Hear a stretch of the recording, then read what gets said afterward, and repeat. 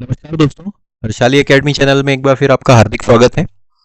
आज के हमारे इस वीडियो में हम रीजनिंग के अति महत्वपूर्ण प्रश्नों के बारे में चर्चा करेंगे। इस वीडियो में हम क्लासिफिकेशन के उस कैटेगरी में के प्रश्नों का डिस्कशन करेंगे जिसमें हमें असंगत विकल्प का चयन करना होता है हमारे उत्तर के रूप में। मतलब कि हमें प्रत्येक प्रश्न में 4 ऑप्शन दिए जाते हैं। 4 में से 3 ऑप्शन एक निश्चित नियम, एक निश्चित लॉजिक का फॉलो करते हैं और एक ऑप्शन जो है वो उस लॉजिक को फॉलो नहीं करता है। हमें हमारे उत्तर के रूप में उसी ऑप्शन को ढूंढना है, लेकिन उस ऑप्शन को ढूंढने के लिए बहुत जरूरी है कि पहले हम उस लॉजिक को ढूंढ पाए जो बाकी के 3 ऑप्शंस में लगा हुआ है। और वो लॉजिक ढूंढने के लिए हमें हमारी बेसिक कॉन्सेप्ट्स काफी ज्यादा अच्छे से पता होनी चाहिए। नंबर्स के केस में और अल्फाबेट्स के केस में। नंबर के केस में जब भी हमें हमारा बेसिक की बात करनी होती है तो 2-3 चीजों का हमें मुख्यतः ध्यान रखना होता है। स्केल, जैसे कि हमें स्क्वायर्स का याद रखना होता है, वर्गों का। 1 से लेके 40 तक के अंकों के वर्ग हमको अच्छे से कंठस्थ होने चाहिए, जब भी हम इस प्रकार के प्रश्नों को काफी आसानी से और काफी जल्दी कर पाएंगे।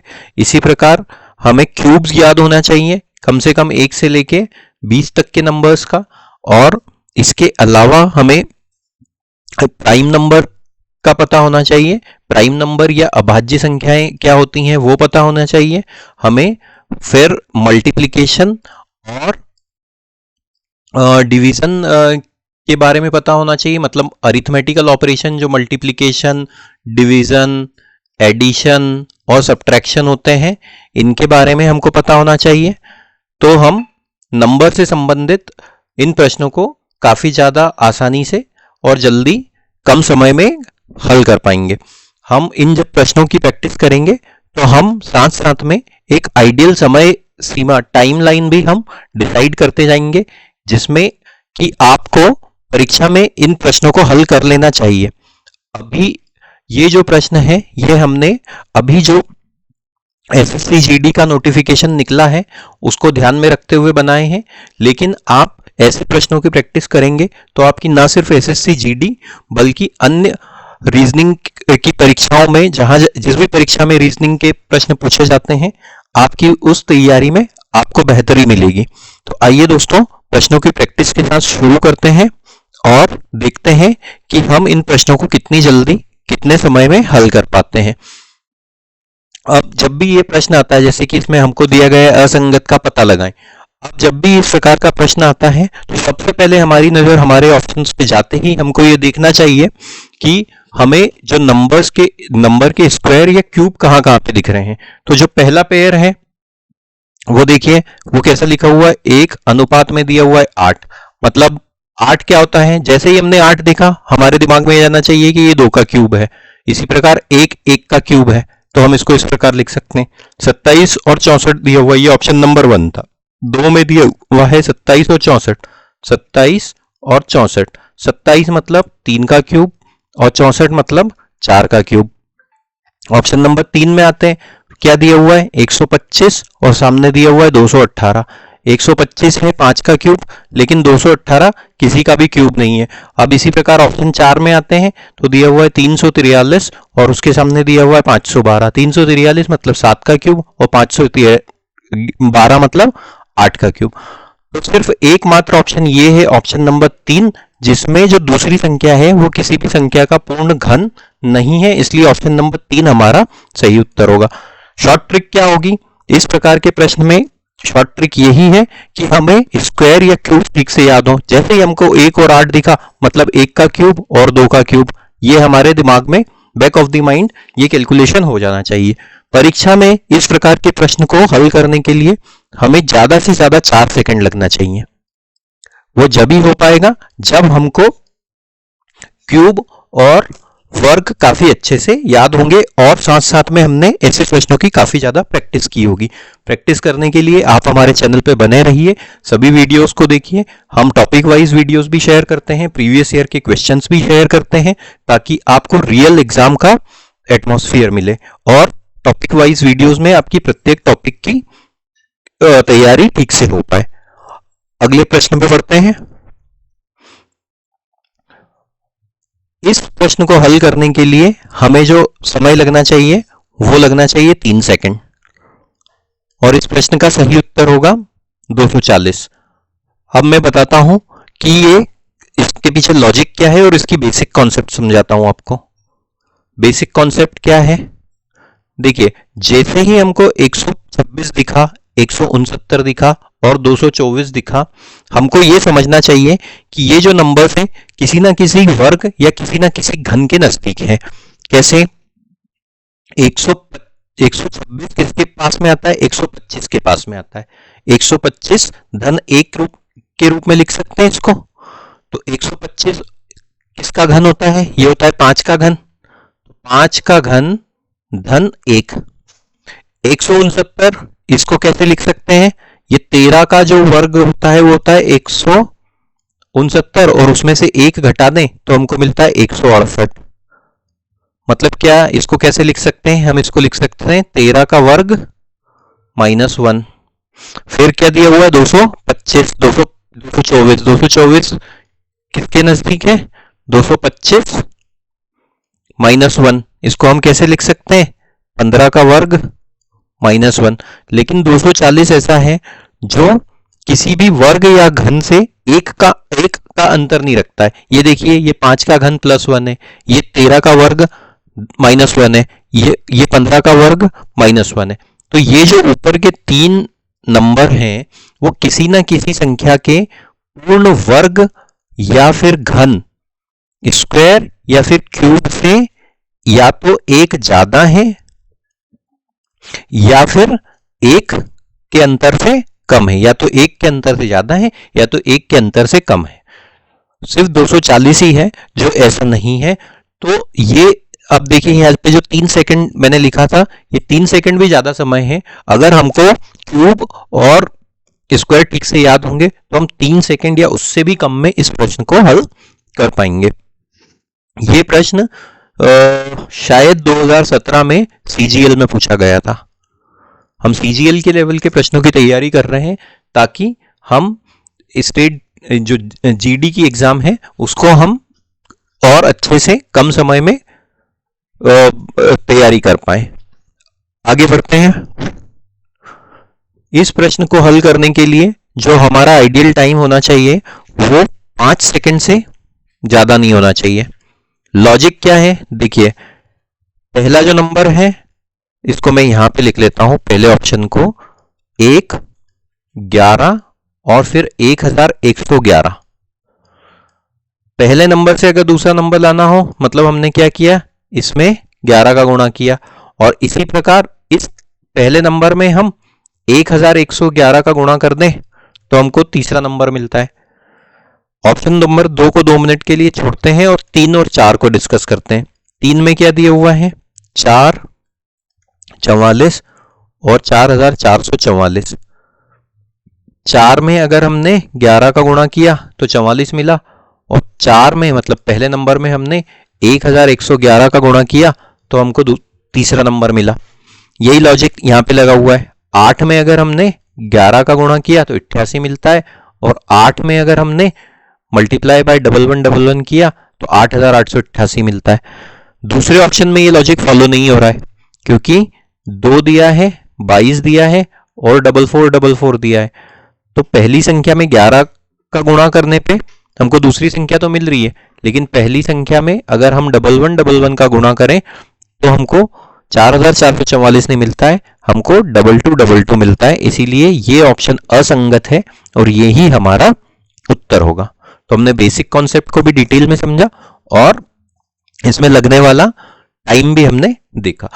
टाइम हम इसलिए डिस्कस कर रहे हैं ताकि आपके बैक ऑफ द माइंड एक कैलकुलेशन चलना चाहिए कि आइडियल टाइम इतना है इस प्रश्न को हल करने के लिए, आपको रियल एग्जाम की फीलिंग आए और आप जल्दी से इन कॉन्सेप्ट्स को समझें और अपने उत्तर निकाल पाए।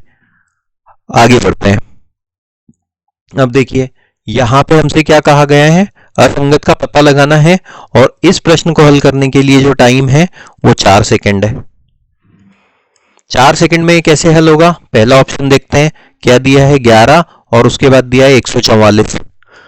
144 देखते से हमको समझ में आना चाहिए कि ये क्या है, ये 12 का वर्ग है। तो इसको कैसे लिख सकते हैं हम, 11 और उसके सामने लिख सकते हैं 12 का वर्ग।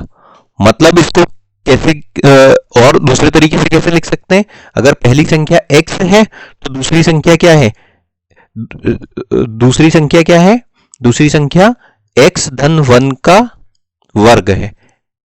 देखते हैं यही लॉजिक इधर भी लगा हुआ है क्या, दूसरे ऑप्शन में, दूसरे ऑप्शन में दिया हुआ 13 और उसके सामने दिया हुआ 196। जी हाँ, यही लॉजिक लगा हुआ है, 13 और 196 किसका वर्ग होता है, 14 का वर्ग होता है। क्या लॉजिक फॉलो हुआ, पहली संख्या अगर x थी तो दूसरी संख्या क्या है, x धन 1 उसका वर्ग। तीसरे ऑप्शन में आते हैं, तीसरे ऑप्शन में दिया हुआ है 15 और उसके सामने दिया है 246। 246 किसी भी संख्या का वर्ग या घन नहीं होता है, तो ये एक अलग ऑप्शन हो गया। अब इसी को और आगे चेक कर लेते हैं, हालांकि उत्तर हमारा ऑप्शन नंबर 3 ही होगा, लेकिन हम चौथा ऑप्शन भी चेक कर लेते हैं ताकि प्रैक्टिस हो आप लोगों की। तो यहाँ पे दिया हुआ है 17 और उसके सामने दिया हुआ है 324। हम जानते हैं 324 किसका वर्ग होता है, 17। इसको इस तरीके से लिख सकते हैं 17 और ये हो जाएगा 18 का वर्ग। मतलब यहाँ पे भी x और x प्लस 1 का कॉन्सेप्ट, x प्लस 1 का स्क्वायर का कॉन्सेप्ट लगा हुआ है, इसीलिए ऑप्शन नंबर 3 हमारा सही उत्तर होगा। 4 सेकंड में कैसे हल हो सकता है ये उत्तर, ये प्रश्न हमको जैसे ही 144, 196, 324 दिखा, मतलब हमको जल्दी से इनकी वर्गमूल पता होने चाहिए थे, या फिर ये किसके वर्ग हैं ये पता होना चाहिए था। आगे बढ़ते हैं। इस प्रश्न को हल करने का समय भी अधिकतम 4 सेकंड है। कैसे, अब देखिए यहां पे दिया हुआ है 8 और उसके पहले ऑप्शन में यहां पे दिया हुआ है 8 और उसके सामने दिया हुआ है 80। हम जानते हैं 80 किसके नजदीक आता है, 80 किसके नजदीक आता है, 81 के नजदीक आता है। तो 81 किसका वर्ग होता है, 81 9 का वर्ग होता है। 81 का अगर हम स्क्वायर रूट निकालें तो हमको क्या मिलता है, 9 मिलता है। तो ये किस तरीके से ये संख्या लिखी, ये मिली है हमें संख्या। ये संख्या अगर मान लेते हैं ये x है तो दूसरी संख्या हमको कैसे मिली है, दूसरी संख्या इस तरीके से मिली है, x प्लस 1 का स्क्वायर किया हमने और उसमें से 1 घटा दिया। मतलब अगर यहाँ 8 था तो हमने 9 का स्क्वायर किया और उसमें से 1 घटा दिया तो हमको दूसरी संख्या मिल गई। यही लॉजिक लगा है। देखते हैं दूसरे में भी यही है क्या, यहाँ पे दिया हुआ है 6, यहाँ पे दिया हुआ 48। जी हाँ, यही लॉजिक लगा हुआ है। तो यहाँ पे ये क्या है संख्या x, और x इसको हल करने का फॉर्मूला क्या था, x प्लस 1 मतलब 6 प्लस 1 उसका स्क्वायर माइनस 1 मतलब 7 का वर्ग माइनस 1 मतलब 49 माइनस 1 मतलब 48। यही लॉजिक से हमें दूसरे वाले ऑप्शन में भी दिया हुआ है। तीसरे वाले ऑप्शन में देखते हैं, यहाँ पे दिया हुआ है 4, यहाँ दिया हुआ है 26। तो 4 का अगर ये लॉजिक लगाते हैं हम तो ये क्या हो जाएगा, x प्लस 1 मतलब 5 का वर्ग माइनस 1 मतलब कि ये हो जाएगा 25 माइनस 1 दैट मीन्स 24। लेकिन यहाँ पे दिया हुआ है 26, इसलिए ऑप्शन नंबर 3 ही हमारा सही उत्तर होगा। चौथे को भी डिस्कस कर लेते हैं। x प्लस 1 मतलब 10 प्लस 1 करेंगे तो ये हो जाएगा 11 का वर्ग मतलब हो जाएगा 121 माइनस 1 मतलब 120। यही लॉजिक फॉलो कर रहा है। ऑप्शन नंबर 3 हमारा सही उत्तर होगा। आगे बढ़ते हैं। असंगत संख्या का पता लगाना है। अधिकतम जो समय लगेगा वो लगेगा यहाँ पे 3 सेकंड। देखिए 13 ना किसी का वर्ग है ना किसी का घन है, 23 ना किसी का वर्ग है ना घन है, 17 इसी प्रकार किसी का वर्ग घन नहीं है, 51 किसी का वर्ग घन नहीं है। तो स्क्वायर या क्यूब वाली हमारी ट्रिक तो यहाँ पे लग नहीं रही है। मल्टीप्लिकेशन वाली ट्रिक लगेगी क्या, नहीं लगेगी, क्योंकि 13, 23 और 17 ये तीनों प्राइम नंबर हैं। प्राइम नंबर मतलब अभाज्य संख्या है जिनके गुणनफल या तो वो खुद गुणनखंड या तो वो सिर्फ संख्या होती है या फिर एक होता है। लेकिन 17 एक प्राइम नंबर नहीं है, ये नॉन प्राइम नंबर है, क्योंकि इसको हम 51 एक नॉन प्राइम नंबर है, इसको हम 17 गुणित 3 इस तरीके से लिख सकते हैं। तो ऑप्शन नंबर 4 हमारा सही उत्तर होगा। यहाँ पे कौन सा कॉन्सेप्ट लगा, यहाँ पे प्राइम नंबर वाला कॉन्सेप्ट लगा, प्राइम नंबर वाला कॉन्सेप्ट लगा। तो कुछ 1-2 सेकंड में तो हमको ये देख लेना था स्क्वायर वगैरह तो नहीं है, क्यूब वगैरह तो नहीं है, लेकिन उसके बाद हमें डायरेक्टली प्राइम नंबर या फिर मल्टीप्लिकेशन, एडिशन या अरिथमेटिकल ऑपरेशन वाले कॉन्सेप्ट पे जंप करना चाहिए। आगे बढ़ते हैं। हाँ, अब इस प्रकार के प्रश्नों को हल करने के लिए हमें ज्यादा से ज्यादा 6 से 7 सेकंड लगेंगे, या अधिकतम लगे तो 10 सेकंड लगेंगे। 10 सेकंड से ज्यादा इस प्रकार के प्रश्नों में नहीं लगना चाहिए। अब देखिए यहां पे कितनी बड़ी संख्या दी हुई है, 8 5 2 4 5, और उसके सामने एक बहुत छोटी सी संख्या दी हुई है 24। तो अगर हम स्क्वायर या क्यूब वाली ट्रिक लगाएं तो इतने बड़े नंबर का स्क्वायर या क्यूब याद रखना असंभव है। इसी प्रकार उसके सामने जो संख्या दी हुई है 24, वो भी किसी का स्क्वायर या क्यूब नहीं है। तो फिर हमको इस केस में क्या करना चाहिए, जब भी इतने बड़े नंबर 4 या 4 अंक से ज्यादा के नंबर हो तो हमें अरिथमेटिकल ऑपरेशन मतलब एडिशन मल्टीप्लिकेशन वाली, एडिशन या फिर सब्ट्रैक्शन वाली ट्रिक लगा देनी चाहिए। वो क्या करना चाहिए, हमको इस बड़ी जो संख्या के अंक हैं उनको आपस में जोड़ के देखना चाहिए, या फिर गुणा करके देखना चाहिए, या फिर इनके पेयर बना के, ग्रुप बना के इनको मल्टीप्लाई करके देखना चाहिए। तो अगर हम देखें 8 5 2 4 5, इसके अंकों को जोड़ें तो हमको क्या मिलेगा, 8 और 5 13, 13 और 2 15, 15 और 4 19, और 19 और 5 24। मतलब जो बड़ी संख्या थी उसके संपूर्ण अंकों का योग से हमको दूसरी संख्या मिली है। दूसरे ऑप्शन में देखते हैं, 4 1 2 6 3, उसके सामने दिया हुआ 18, इसको जोड़ते हैं, 4 और 1 5, 5 और 2 7, 7 और 6 13, 13 और 3 16, यहाँ पे 16 मिलता है, लेकिन यहाँ दिया हुआ है 18।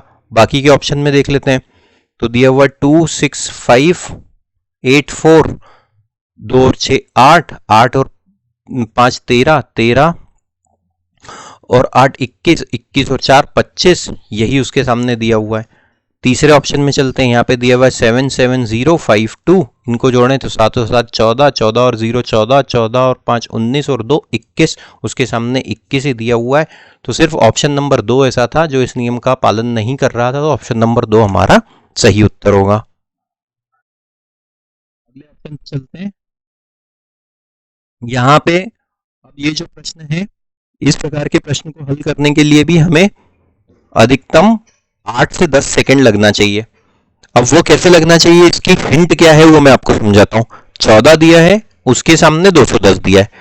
पहली हिंट ये है कि नंबर का डिफरेंस देखो, नंबर का डिफरेंस काफी ज्यादा बड़ा है, तो फिर हमें हमारा उत्तर 2 या 3 चीजों से ही मिलेगा। ये हम हमारे पुराने वीडियोस में भी काफी बार डिस्कस कर चुके हैं। हमें हमारा उत्तर किससे मिलेगा, या तो मल्टीप्लाई करने से मिलेगा, या फिर डिवाइड करने से मिलेगा, या फिर स्क्वायर से मिलेगा, या फिर क्यूब से मिलेगा।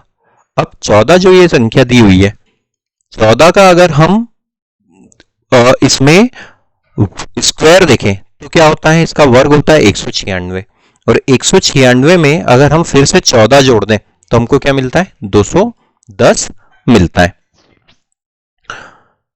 तो इस तरीके से अब हमको ये समझ में आया कि इस संख्या में इसको हमने कैसे लिखा हुआ। पहली जो संख्या है, पहली संख्या मान लेते हैं x है, तो दूसरी संख्या कैसे मिली है हमको, x का वर्ग किया और उसमें वापस x जोड़ दिया। इस प्रकार से हमको हमारी दूसरी संख्या मिली है। ये लॉजिक यहां लगा हुआ है। दूसरे बाकी के ऑप्शंस को भी हम देख लेते हैं। बाकी का ऑप्शन में क्या दिया हुआ है, दूसरा ऑप्शन जो है वो दिया हुआ है 18, और उसके सामने दिया हुआ है 342। तो 18 को इस फॉर्म में लिखेंगे तो ये क्या हो जाएगा, 18 का वर्ग धन 18, 18 का वर्ग क्या होता है 324, धन उसमें वापस 18 जोड़ देंगे तो हमको 342 मिलता है। इस लॉजिक का इसमें यहाँ पे भी पालन हो रहा है। उसके बाद देखते हैं ये क्या दिया हुआ है, 17 और 307। 17 का इसको इस तरीके से लिखेंगे, 17 का वर्ग धन 17, 17 का वर्ग क्या होता है 289, 290, और उसमें फिर से 17 जोड़ देंगे तो हमको क्या मिलेगा, हमको मिलेगा 9 और 7 16, हासिल का आया 1, 8 और 1 9 और 1 0, 306 मिलेगा। लेकिन यहाँ पे 307 दिया हुआ है, तो ऑप्शन नंबर 3 हमारा सही उत्तर होगा। यहाँ पे भी यही लॉजिक लगा हुआ है, 12 का वर्ग करेंगे और उसमें वापस 12 जोड़ देंगे तो हमको क्या मिलेगा, 144 धन 12 मतलब 156। आगे बढ़ते हैं। इस प्रकार के प्रश्न को हल करने के लिए 4 सेकंड से अधिक का समय नहीं लगना चाहिए। काफी ज्यादा इजी प्रश्न है ये। कैसे देखेंगे? 289 मतलब 17 का वर्ग। 325 कैसे लिख सकते हैं? 325 किसके नजदीक है? 324 के नजदीक है। 324 धन 1, इस तरीके से हम इसको लिख सकते हैं। 324 मतलब 18 का वर्ग धन 1। तो यहां पे जो संख्या दी हुई थी उसमें हमने 1 बढ़ा दिया। अगर इक्वेशन के फॉर्म में लिखेंगे तो क्या दिया हुआ? पहली संख्या जो है, अगर पहली संख्या का वर्ग तो दूसरी संख्या कैसे मिली? दूसरी संख्या में x प्लस 1 उसका वर्ग किया और उसमें फिर से 1 जोड़ दिया। ये पहला ऑप्शन है। दूसरे ऑप्शन में भी यही लॉजिक लगा हुआ है क्या? 121 और 145। जी हाँ, यही लॉजिक लगा हुआ है। 121 मतलब 11 का वर्ग और दूसरी संख्या कैसे मिली है? 12 का वर्ग धन 1 मतलब 144 धन 1 मतलब 145। तीसरे ऑप्शन में आते हैं। तीसरा ऑप्शन क्या दिया हुआ है? 225 और उसके सामने दिया हुआ है 241। 225 तो 15 का वर्ग होता है, लेकिन 241 किसी के भी वर्ग के नजदीक नहीं आ रहा है, क्योंकि 15 इस लॉजिक के हिसाब से चलें तो यहाँ पे क्या होता? 16 का वर्ग धन 1 मतलब 256 धन 1 मतलब 257 यहाँ होना चाहिए था। यहाँ दिया हुआ है 241, इसलिए ऑप्शन नंबर 3 हमारा सही उत्तर होगा। 4 को भी देख लेते हैं। ये 169 मतलब 13 का वर्ग, और इसको हम कैसे लिख सकते हैं? 196 को 14 का वर्ग धन 1 मतलब 196 धन 1 मतलब 197। आगे बढ़ते हैं। अब ये इंग्लिश के अल्फाबेट से संबंधित है। अल्फाबेट से संबंधित जब भी प्रश्न आता है तो हमें प्लेस वैल्यू पे ध्यान देना चाहिए।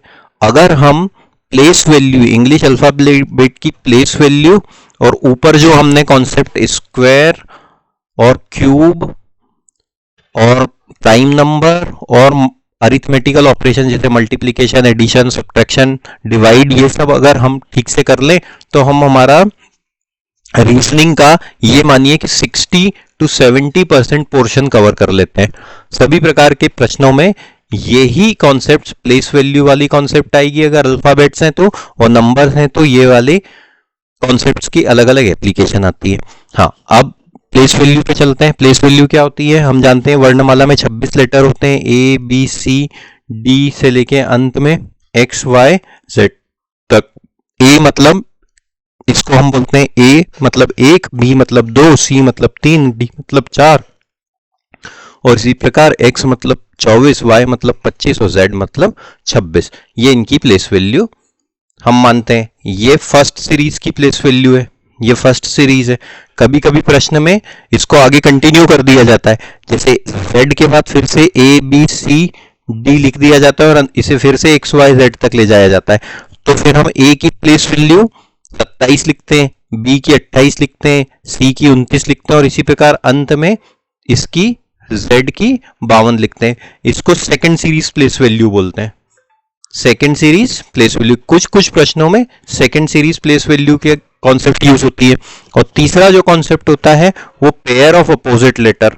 अपोजिट लेटर के पेयर मतलब कि दो ऐसे लेटर दे दिए जाएं आपको जिनकी प्लेस वैल्यू का योग प्लेस वैल्यू 27 होती है, 27 होती है। प्लेस वैल्यू 27 होती है, जैसे कि A और Z। तो A की प्लेस वैल्यू 1, Z की प्लेस वैल्यू 26, तो ये इनकी प्लेस वैल्यू का योग होता है 27। जैसे कि B और Y, B की प्लेस वैल्यू 2, Y की है 25 और इसका योग है 27। तो ये एक दूसरे के अपोजिट पेयर। कभी कभी प्रश्नों में अपोजिट पेयर की कॉन्सेप्ट भी पूछी जाती है। मुख्य रूप से बस ये 3 कॉन्सेप्ट ही होती है, और कभी कभी बहुत रेयर केसेस में रिवर्स प्लेस वैल्यू भी आ जाती है। मतलब जब Z को 1 बोल दिया जाता है, Y को 2 बोल दिया जाता है, X को 3 और A को 26 बोल दिया जाता है। ये रिवर्स प्लेस वैल्यू। बस इतनी प्लेस वैल्यू अगर हम ठीक से कर लें और इनकी प्रैक्टिस कर लें तो हम अल्फाबेट से संबंधित अधिकांश प्रश्न, 99% प्रश्न हम हल कर सकते हैं। इसकी अब एप्लीकेशन देखते हैं। यहाँ पे हमको दिया गया है, असंगत का पता लगाने को बोला गया हुआ है। A B D दिया हुआ है। A की प्लेस वैल्यू है 1, B की प्लेस वैल्यू है 2 और D की प्लेस वैल्यू है 4। मतलब क्या हुआ? यहाँ पे हुआ +1 और यहाँ पे हुआ +2। ये ऑप्शन नंबर 1। ऑप्शन नंबर 2 पे आते हैं। क्या है? F G आई, एफ मतलब कितनी हो गई प्लेस वैल्यू, एफ मतलब 6 प्लेस वैल्यू हो गई, जी मतलब 7 हो गई और आई मतलब 9 हो गई। मतलब यहाँ पे भी यही हुआ +1 और इधर हुआ +2। बाकी के ऑप्शंस देखते हैं। बाकी के ऑप्शंस में क्या दिया हुआ है, एल एम ओ, एल मतलब 12, एम मतलब 13 और ओ मतलब 15। मतलब क्या हुआ +1 और यहाँ पे दूसरे से तीसरे में +2। तो ऑप्शन नंबर 4 ही हमारा सही उत्तर हो सकता है। देखते हैं क्या है, यहाँ पे हल कर लेते हैं। एस टी यू, एस मतलब 19, टी मतलब 20 और यू मतलब 21। तो अब इनका अंतर क्या हुआ, ये +1 रहा और 20 से 21 भी +1 रहा। यहाँ पे +1 +2 का कॉन्सेप्ट चल रहा था, लेकिन यहाँ +1 है। तो ऑप्शन नंबर 4 ही हमारा सही उत्तर होगा। आगे बढ़ते हैं। फिर से अल्फाबेट से संबंधित है। अभी हमने अल्फाबेट की प्लेस वैल्यू के बेसिक कॉन्सेप्ट्स समझे ही थे। अब यहाँ पे क्या दिया हुआ है, FIH G, इनकी प्लेस वैल्यू लिख लेते हैं। ये ऑप्शन नंबर 1 है। ऑप्शन नंबर 1 है तो ये हो गया 6, ये हो गया I मतलब 9, H मतलब 8 और G मतलब 7। अब देखते हैं यहाँ पे क्या हुआ है, 6 से 9 मतलब +3, 9 से 8 मतलब -1 और 8 से 7 मतलब -1। दूसरे ऑप्शन में आते हैं, CGEF, 3 7 5 6, ये कितना हुआ +4, ये कितना हुआ -2 और ये कितना हुआ +1। तीसरे ऑप्शन में आते हैं। तीसरा ऑप्शन क्या है, JMLK, J मतलब, ये तीसरा ऑप्शन है। J मतलब 10, M मतलब 13, L मतलब 12 और K मतलब 11। मतलब क्या हुआ +3 -1 -1।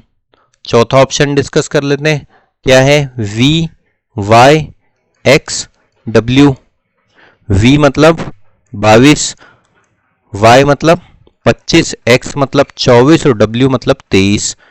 ये हुआ +3, ये हुआ -1 और ये हुआ -1। तो सिर्फ ऑप्शन नंबर 2 है जो इस नियम +3 -1 का पालन नहीं कर रहा है। ऑप्शन नंबर 2 हमारा सही उत्तर होगा। आगे बढ़ते हैं। क्या दिया हुआ है, पहले ऑप्शन में Q और फिर दिया हुआ है P। Q मतलब 17, P मतलब 16। मतलब क्या हुआ -1। दूसरा ऑप्शन देखते हैं, DC, D मतलब 4, C मतलब 3। क्या हुआ, ये -1 हुआ। तीसरा ऑप्शन देखते हैं। तीसरा ऑप्शन क्या दिया हुआ है, XY, X मतलब 24, Y मतलब 25। तो ये क्या हो गया, ये +1 हो गया। ऑप्शन नंबर 4 में आते हैं। क्या दिया हुआ है, M और फिर दिया हुआ है L। M मतलब 13 और L मतलब 12, मतलब -1। तो यहाँ पे देखने पे हमको ये समझ में आ रहा है कि ये सिर्फ ऑप्शन नंबर 3 है जो इस नियम का पालन नहीं कर रहा है। यहाँ +1 हो रहा है, बाकी सब में -1 हो रहा है। परीक्षा में ऐसे प्रश्न को हल करने के लिए अधिक से अधिक 10 सेकंड का समय लगेगा। पिछले प्रश्नों में भी हमने समय सीमा की चर्चा नहीं की थी। इस प्रकार के प्रश्नों को हल करने के लिए अधिक से अधिक 20 सेकंड का समय लगना चाहिए। 20 सेकंड मैक्सिमम टाइम लिमिट है ऐसे प्रश्नों को हल करने की। और इस प्रकार के प्रश्न को हल करने के लिए भी 18 से 20 सेकंड का टाइम लगना चाहिए था। जैसे ही प्रश्न सामने आए हमें उसकी प्लेस वैल्यू लिख लेनी है, तो हम हमारा उत्तर बहुत जल्दी प्राप्त कर सकेंगे। SPMG दिया हुआ है पहले में, तो अब सीधे हम इसकी प्लेस वैल्यू लिख लेते हैं। S मतलब 19, P मतलब 16, M मतलब 13 और J मतलब 10। इसी प्रकार दूसरे वाले ऑप्शन में आते हैं। X मतलब 24, U मतलब 22, R मतलब U मतलब 21, R मतलब 18 और O मतलब 15। तीसरे वाले ऑप्शन में आते हैं। N मतलब 14, K मतलब 11, H मतलब 8 और E मतलब 5। और इसी प्रकार चौथे ऑप्शन में आते हैं। Z मतलब 26, W मतलब 23, S मतलब 19 और T मतलब 16। देखते हैं ये क्या हुआ, ये -3 हुआ, ये यहां से यहाँ 16 से 13 मतलब -3 और 13 से 10 मतलब -3, 24 से 21 -3, 21 से 18 -3 और 18 से 15 -3, 14 से 11 -3, -3, -3, यहाँ पे भी -3, यहाँ पे ये -4 हुआ और यहाँ पे -3 हुआ। तो ये वाले पेयर में इस नियम का पालन नहीं हुआ है, इसलिए ऑप्शन नंबर 4 हमारा सही उत्तर हो जाएगा। इस प्रकार के प्रश्न को हल करने के लिए 20 से 22 सेकंड अधिकतम हमारा समय लगना चाहिए। आगे बढ़ते हैं, सीधे प्लेस वैल्यू पे बात करते हैं। I है मतलब 9, Q है मतलब 17 और Y है मतलब 25। दूसरे वाले में C है, C मतलब 3, K मतलब 11 और T मतलब 20। तीसरे वाले ऑप्शन में चलते हैं, E मतलब 5, M मतलब 13 और U मतलब 21। और इसी प्रकार चौथे ऑप्शन में चलते हैं, H 8, P 16 और X 24। क्या अंतर हुआ, 9 से 17 प्लस 8, 17 से 25 प्लस 8, 3 से 11 प्लस 8 और 11 से 20 मतलब +9, +9 है, मैंने 19 लिख दिया। 5 से 13 प्लस 8, 13 से 21 प्लस 8, 8 से 16 प्लस 8 और 16 से 24 प्लस 8। इसका मतलब सीधा सा है कि ऑप्शन नंबर 2 में इस नियम का पालन नहीं हो रहा है। इसमें पहले में +8 और +9 हुआ है, बाकी सभी में +8 मतलब 8 का अंतर है। तो ऑप्शन नंबर 2 हमारा सही उत्तर होगा। उम्मीद करते हैं दोस्तों आपको वीडियो पसंद आया होगा। इसी प्रकार के वीडियो पाने के लिए हमारे चैनल से जुड़े रहिए और इस वीडियो को लाइक कीजिए, शेयर कीजिए, हमारे चैनल को सब्सक्राइब कीजिए। Thank you.